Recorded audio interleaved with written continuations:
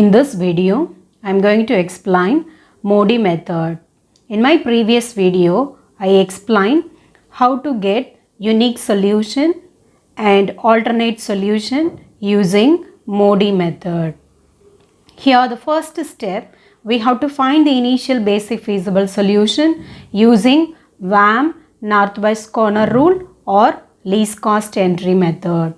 Once you find the initial transportation cost, we have to check whether the initial transportation cost is optimal or not using Modi method. For that, first you have to find Ui and Vj values with the allocated cells using the relation Cij is equal to Ui plus Vj. Next you have to find Ui plus Vj for all the unoccupied cells and enter at the right corner of each unallocated cell. Then you have to find Dij. Dij is nothing but Cij minus Ui plus Vj. That is, you have to find upper left corner value minus upper right corner value for each unoccupied cells and enter at the lower right of each unoccupied cells. Once you find Dij values, you have to check all the Dij values are positive. If it is positive means we can say that the current solution is optimal and unique. If all Dij greater than 0 but some Dij is equal to 0 means we can say that the solution is optimal and the problem has an alternate solution. In some problem, Dij values are negative. In that case, we can say that the solution is not optimal. To get the optimum solution, we have to find the new basic feasible solution. For that, we have to draw a closed path starting from the negative cell. Each corner of the loop must be at the allocated cell. After drawing a loop, you have to put plus delta, minus delta alternatively in each corner of the loop. Then select the minimum value from all the minus delta cell values. Now adding the minimum value of minus delta with the cell having plus delta and subtracting with the cell having minus delta. Now you will get a new basic feasible solution. Continue the procedure till you get the optimum solution. Now I am going to explain Modi method through example. Here the question is solve the following transportation problem. Here source, destination, supply value, demand value is given. We have to find the optimum solution for this problem. The first step, we have to check the balanced condition. That is, we have to find total supply and total demand. Here total supply is equal to 15 plus 25 plus 10. Total demand is 5 plus 15 plus 15 plus 15. Let me write. Total supply is equal to 15 plus 25 plus 10. If you add this, you will get 50. Now total demand is equal to 5 plus 15 plus 15 plus 15. You will get 50. Here total supply is equal to total demand. So we can say that the problem is a balanced one and there exists an initial basic feasible solution. Step 2, we have to find the initial basic feasible solution using Vogel's approximation method. For that, we have to find row difference and column difference.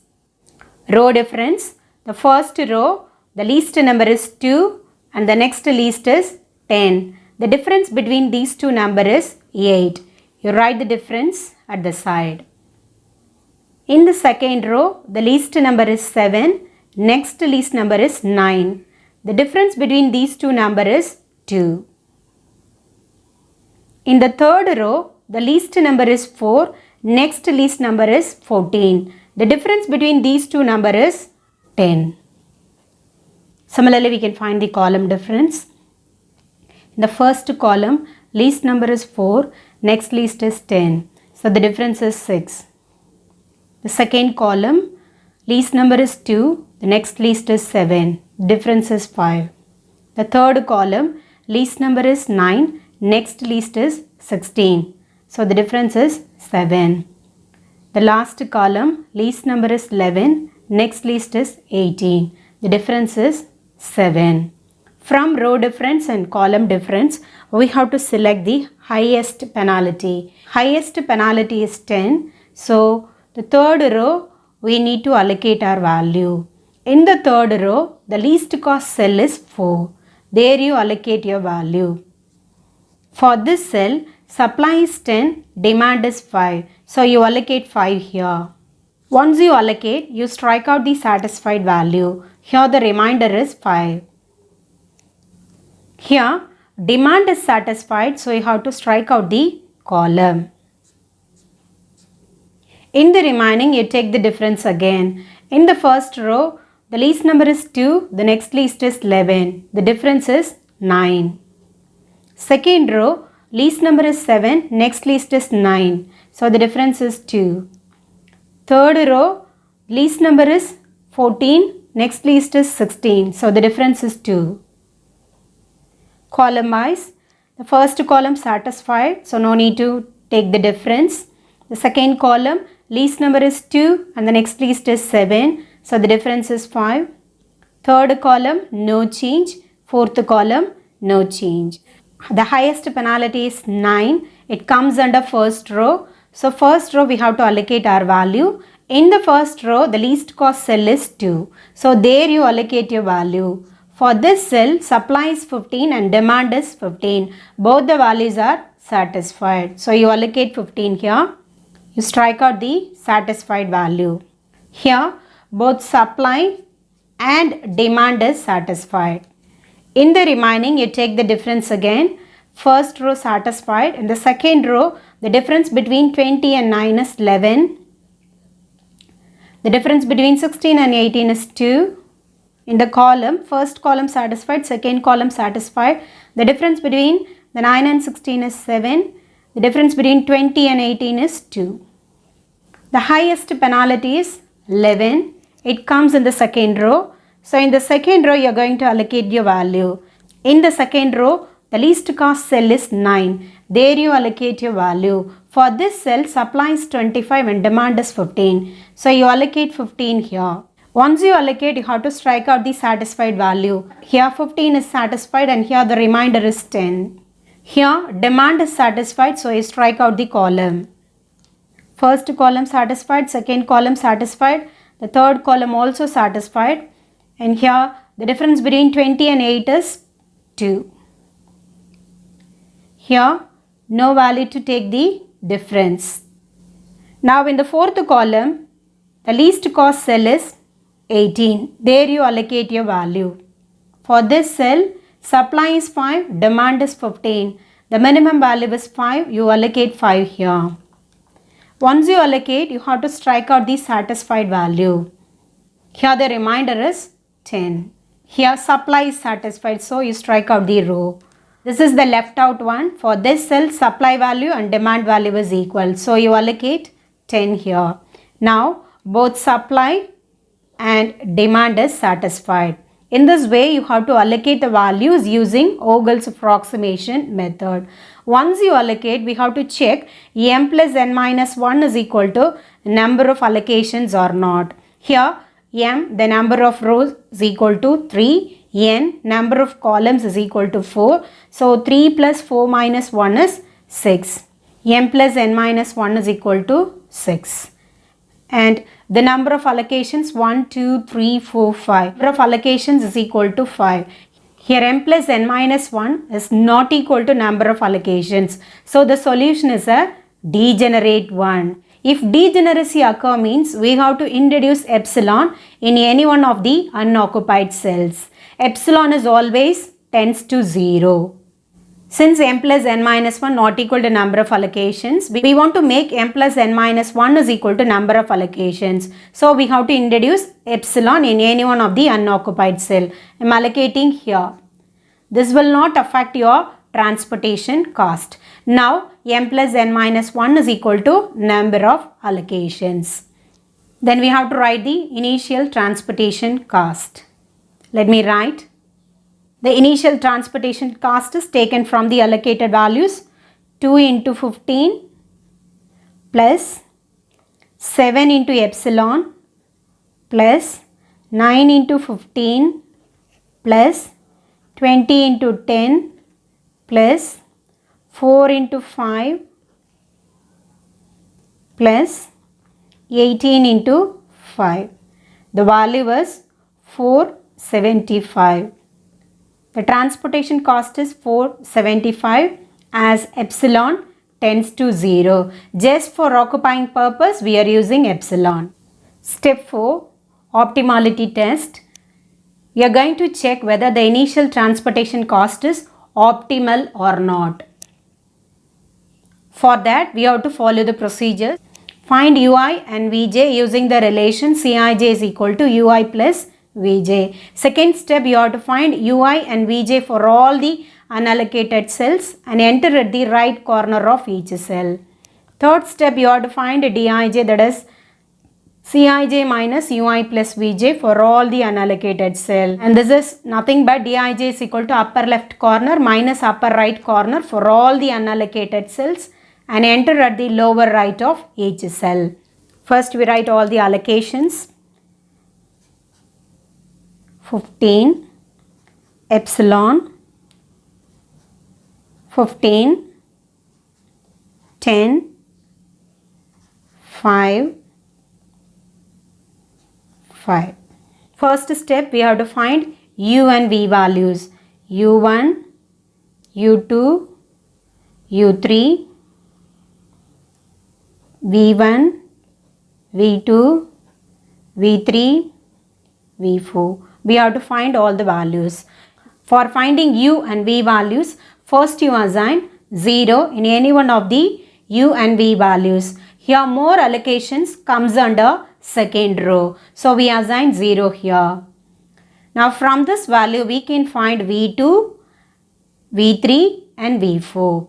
Let me write. The relation is Cij is equal to ui plus vj. The first value, cell number is second row, second column. So C22 is equal to u2 plus v2. This implies that C22, the cost value is 7. 7 is equal to u2 value 0. v2 value we have to find. This implies that v2 is equal to 7. Next we can find v3 using this value. The cell number is C23. C23 is equal to u2 plus v3. So the cell value is 9. 9 is equal to 0 plus v3. This implies that v3 is equal to 9. Next we can find v4 using u2 and allocated cell. Cell number is C24. C24 is u2 plus v4. That is, the cost is 20. u2 value is 0. v4 is equal to 20. Next we can find the other values. v4 value is known. This is the allocated cell, so we can find u3. The cell number is C34. C34 is equal to u3 plus v4. That is, C34 value is 18 is equal to u3 value we have to find. v4 value is 20. u3 is equal to 18 minus 20, that is minus 2. You put minus 2 here. Next we have to find v1. This is the allocated cell. u3 value is known. So we can find v1. The cell number is C31. C31 is equal to u3 plus v1. That is, C31 value is 4. u3 value is minus 2 plus v1. This implies that v1 is equal to 6. v1 is equal to 6. Next we have to find u1. v2 value is known. This is the allocated cell. With this we can find u1. The cell number is C12. C12 is equal to u1 plus v2. That is, C12 value is 2. u1 value we have to find plus v2 value is 7. So u1 is equal to minus 5. u1 is equal to minus 5. Modi method step 1 is over. Next we have to find ui plus vj for all the unallocated cell and enter at the right corner of each cell. Concentrate on the unallocated cell. For the unallocated cell you have to find u plus v value. This is the unallocated cell. For this cell u value is minus 5 and v value is 6. If you add these two values you will get 1. 6 minus 5 is 1. This is the next unallocated cell. 9 minus 5 is 4. This is the next unallocated cell. 20 minus 5 is 15. This is the next unallocated cell. For this cell u value is 0, v value is 6. If you add these two values you will get 6. This is allocated cell, leave it. This is the next unallocated cell. For this cell u value is minus 3, v value is 7. If you add these two values you will get 5. This is the next unallocated cell. U value is minus 3 and v value is 9. So if you add these two values you will get 7. Next we have to find Dij. Dij is nothing but upper left corner minus upper right corner. In most of the books you have the formula Dij is equal to Cij minus Ui plus Vj. But if you do like this it will be easy for you to calculate. Now we have to find a Dij, that is upper left corner value minus upper right corner value for all the unallocated cell. That is 10 minus 1 is 9. 20 minus 4 is 16. 11 minus 15 is minus 4. 12 minus 6 is 6. 14 minus 5 is 9. 16 minus 7 is 9. Now you see this. This is the Dij values. Here one value is negative. After finding Dij value we have to check whether Dij values are positive or not. Here one value is negative, that is D14 less than 0, negative. If you get negative value means we can say that the current solution is not optimal. To get the optimum solution we have to follow some procedures. Here D14 is less than 0, so the current solution is not optimal. To get the optimum solution we have to draw a closed path starting from the negative cell. Each corner of the loop only at the allocated cell. Place plus delta and minus delta alternatively in the closed path. Select the cell values from minus delta. From that you can select the minimum value. Then add it with the plus delta cell and subtract with the minus delta cell. Then you will get a new basic feasible solution. This is the negative cell. So we have to draw a loop from here. So let me start the loop. Each corner should be at the allocated cell. This is my first corner. Straight away I move on to here. This is my second corner, allocated cell. Third corner, allocated cell. After that I come to the starting position. Start the loop from here. This is my first allocated cell, second allocated end. This is the third allocated end.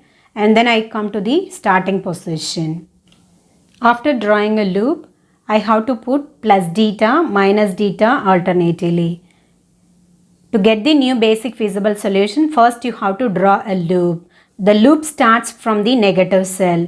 Each corner should be at the allocated cell. After drawing a loop, you have to put plus delta, minus delta alternatively starting from here. This is plus delta, minus delta, plus delta, minus delta. After that, you have to select the minimum value from the minus delta. Minus delta values are 10 and 15. From this, you have to select the minimum value. Minimum of minus delta is 10 here. Delta value is 10 now. Plus delta means you have to add plus 10 here. This is 10 minus 10. Here epsilon value was 0, so you have to add 5 here, and here 15 minus 5. If you do like this, you will get a new basic feasible solution. Let me write the new basic feasible solution. Here the value is 5, allocated value is 5, and for this cell you have to add 10, that is 10 here, and for this cell you have to subtract 10, so this is an unallocated cell now, and there is no change in 15, and here epsilon cell is there, epsilon value is 0, so you have to add 10 here. Now we write the remaining allocation as it is. This is the new basic feasible solution. Next we can go for optimality test, Modi method in the usual manner. First you have to find U1, U2, U3, V1, V2, V3, V4. Before finding U and V values, we have to assign an initial value 0, any one of U and V values, preferably more number of allocated row or column. Here maximum allocation is 2. It comes in first row, second row, third row, second column and fourth column. We can assign 0 anywhere. Let me assign here. The relation is Cij is equal to Ui plus Vj. Let me start for this cell. This is C12. C12 is equal to U1 plus V2. C12 value is 2. U1 value is 0. V2 value we have to find. From this we can get V2 is equal to 2. V2 is equal to 2. U value is known. This is the next allocated cell. From this we can find V4. The cell number is C14. C14 is equal to U1 plus V4. That is 11 is equal to 0 plus V4. This implies that V4 is equal to 11. V2 value is known. This is the allocated cell. From this we can find U2. The cell number is C22. C22 is equal to U2 plus V2. This implies that C22 is equal to 7. U2 value we have to find and V2 value is 2. Therefore, U2 is equal to 5. You put 5 here. The next one, V4 value is known. This is the allocated cell. From this we can find U3. Cell number is C34. That is C34 is equal to U3 plus V4. C34 value is 18. U3 value we have to find. V4 value is 7. So U3 is equal to 18 minus 11, that is 7. This is the allocated cell. U value is known. So from this we can find V1. Cell number is C31. C31 is equal to U3 plus V1. This implies that C31 is equal to 4. U3 value is 7 and V1 we have to find. So V1 is equal to 4 minus 7, that is minus 3. We want to find V3 alone. This is the allocated cell. U2 value is known. From this we can find V3. Cell number is C23. C23 is equal to U2 plus V3. That is C23 value is 9. U2 value is 5 and V3. So V3 is equal to 9 minus 5 is 4. V3 is equal to 4. In Modi method, step 1 is over. We find all U and V values. Second step, you have to find U plus V values for all the unallocated cell. This is the unallocated cell. For this cell, U value is 0, V value is minus 3. So you will get minus 3. This is the next unallocated cell. U value is 0, V value is 4. If you add these two values, you will get 4. Next one, this is the unallocated cell. 5 minus 3 is 2. This is the next unallocated cell. 5 plus 11 is equal to 16. This is the next unallocated cell. 7 plus 2 is 9. This is the next unallocated cell. 7 plus 4 is 11. Step 2 is over. Next we have to subtract these two values. 10 minus of minus 3 is 13. 20 minus 4 is 16. 12 minus 2 is 10. 20 minus 16 is 4. 14 minus 9 is 5. 16 minus 11 is 5. Age values are 13, 16, 10, 4, 5, 5. All the values are positive. So the current solution is optimal. Since all Dij is greater than 0, so the current solution is optimal. Next we have to find the optimum transportation cost using the new allocated values.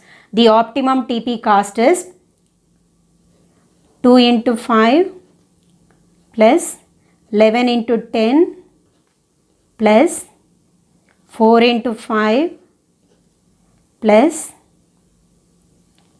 7 into 10 plus 9 into 15 plus 18 into 5.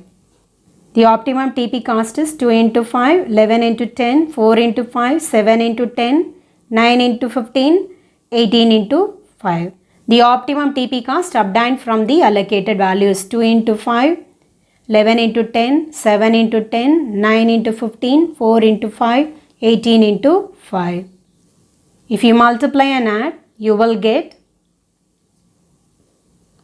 435. The optimum transportation cost for the new basic feasible solution is 435. In this way, you have to find the optimum solution using Modi method. Our initial transportation cost is 475. After checking with the Modi method, the solution is not optimal. For getting the optimum solution, we use some procedures. For that, we have to draw a closed path. After drawing a closed path, we have to put plus theta minus theta alternatively.